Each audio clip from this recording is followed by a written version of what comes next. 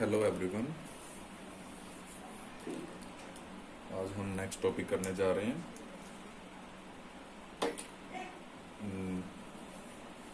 Next topic हम start करते हैं। लास्ट हमने टॉर्क किया था इलेक्ट्रिक डायपोल का एक यूनिफॉर्म इलेक्ट्रिक फील्ड इंटेंसिटी में। अगर आपने लास्ट वीडियो नहीं देखी तो आप लास्ट वीडियो जरूर देखें। हम स्टार्ट करते हैं। एक छोटा सा उसमें एक टॉपिक रह गया था और इलेक्ट्रिक फ्लक्स के बारे में हमने पढ़ा था। एक उसमें एक एरिया वेक्टर आता है। एरिया वेक्टर के बारे में और थोड़ा पढ़ लेते हैं। एरिया वेक्टर स्पेशली ये होता क्या है। एक जैसे कल हमने इलेक्ट्रिक फ्लक्स पढ़ा था, हमारे पास एक सरफेस था, ये सरफेस था, और इलेक्ट्रिक फ्लक्स क्या पढ़ा था कि जिसमें उसमें से number of electric line of force जो पास आउट होके जाएंगी वही उसकी क्या होंगी, इलेक्ट्रिक फ्लक्स होगा। एक सरफेस में से जितनी नंबर ऑफ इलेक्ट्रिक लाइन पास होंगी वो हमारा क्या होगा, इलेक्ट्रिक फ्लक्स होगा। ठीक है। अब जो ये एरिया है हमारे पास, अगर इसके ऊपर अगर कोई लाइन ये परपेंडिकुलर ये गिव द डायरेक्शन, ये एन कैप से हम एरिया वेक्टर को डिनोटेड कराते हैं। फॉर एग्जांपल, अगर हमारे पास ये एरिया है, एरिया और इसके ये एरिया और इसमें से number of electric line pass out होके जा रही है। जब इसका एरिया वेक्टर देखेंगे, मान लो अगर इसके बाहर सरफेस पे यहाँ पे भी एरिया वेक्टर होगा। जब मैं सरफेस को ऐसे करूंगा ऊपर की तरफ होगा, सरफेस को ऐसे करूंगा तो इस तरफ हमारा एरिया वेक्टर होगा। ये हमारे एरिया वेक्टर को रिप्रेजेंटेशन कराता है। ये एक स्केलर क्वांटिटी है एरिया वेक्टर। इसको हम डिनोटेड कराते हैं ds is equal to n cap ds। हमारे पास ये क्या होता है कि sometime it's tell area vector because we multiply a unit normal vector to surface area. Unit normal vector to surface area ये हम मल्टीप्लाई करा देते हैं। ठीक है। ये तो कुछ इतना खास नहीं था, पर थोड़ा सा इसका आगे यूज होगा, इसलिए मैं थोड़ा इसके बारे में मैंने बता दिया आपको। ये आउटर हो गए।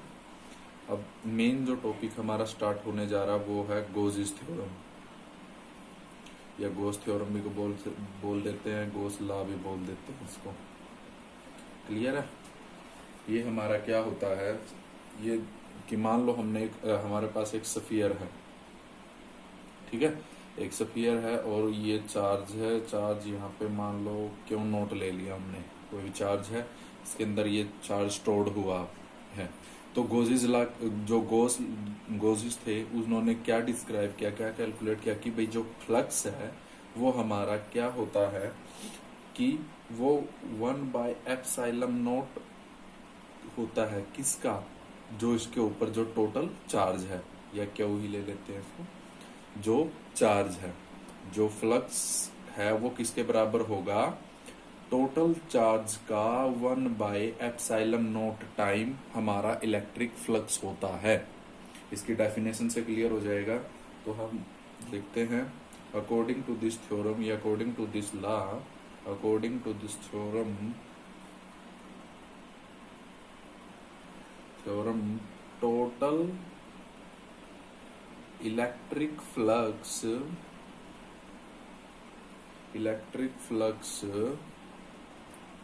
थ्रू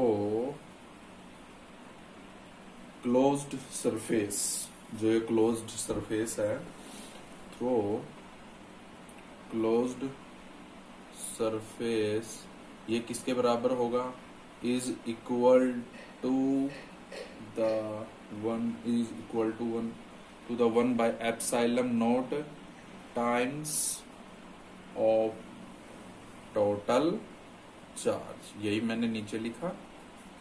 ये क्या होता है, इलेक्ट्रिक जो फ्लक्स है थ्रू द क्लोज सरफेस, ये क्लोज सरफेस हो गया, ये किसके बराबर होगा, 1/ε0 टाइम किसका, टोटल चार्ज का। ये टोटल चार्ज हमने मान लो ये क्या हुआ, इसका टोटल चार्ज का 1/ε0 हमारा क्या होगा, फ्लक्स होगा। या ये जैसे इसको हम ऐसे भी डिस्क्राइब कर सकते हैं, थोड़ा सा अगर अच्छे से वो करना कैसा है कि ये हमारे पास क्लोज सरफेस हो गया, सरफेस इंटीग्रल है, और ये क्लोज सरफेस इंटीग्रल है of number of electric line in vacuum is equal to the 1/ε0 किसका, चार्ज का, 1/ε0 टाइम ऑफ चार्ज। ठीक है, तो हमारा फ्लक्स कितना आ गया, phi is equal to Q by ε0। ये आपने ध्यान रखना है। क्लियर है, इसका हम प्रूफ करेंगे, प्रूफ हमें इसको सिद्ध करेंगे। प्रूफ क्या हो जाएगा इसका, देखो हम एक स्फीयर मान लेते हैं, ये हमने एक स्फीयर मान लिया। स्फीयर जब मान रहे हैं तो इसका यहाँ पे चार्ज रख लिया, यहाँ पे चार्ज है, और एक सरफेस ले लिया। सरफेस क्यों लिया, क्योंकि उसमें से जितनी नंबर ऑफ इलेक्ट्रिक लाइन पास होंगी वही हमारा फ्लक्स होता है। ठीक है, तो ये हमारे पास क्या हो जाएगा, ये हमारे पास सरफेस है, इसमें से नंबर ऑफ इलेक्ट्रिक लाइन किधर जाएगी, ये पॉजिटिव चार्ज है हमारा, और तो हमारी इलेक्ट्रिक लाइन कहाँ जाएगी, आउटर जाएगी ना, बाहर की तरफ जाएगी।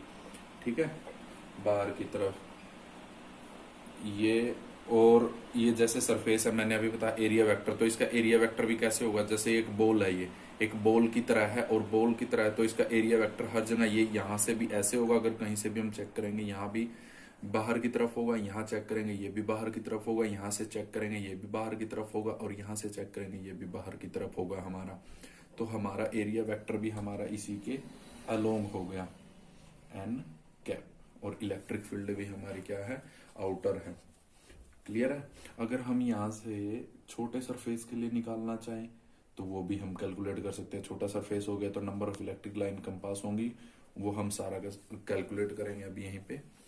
ये आई होप ये आपको क्लियर हो गया होगा। ये हमारा सेंटर है, इस पे ये चार्ज है, और इसकी यहाँ से यहाँ तक की जो रेडियस है वो हमने आर मान ली। ठीक है, तो अब हम लिख लेंगे, let us consider a sphere, जो हमने माना उसी अकॉर्डिंग लिख लेंगे। Let us consider a sphere, एक हमने स्फीयर माना है हैविंग, जिसकी रेडियस आर। क्लियर है, एंड और इसका हमने एक सेंटर भी मान रखा है, जिसका नाम हमने क्या दे रखा है, ओ दे रखा है। से positive charge at centre of sphere, ये पॉजिटिव चार्ज है स्फीयर के सेंटर पर। ठीक है,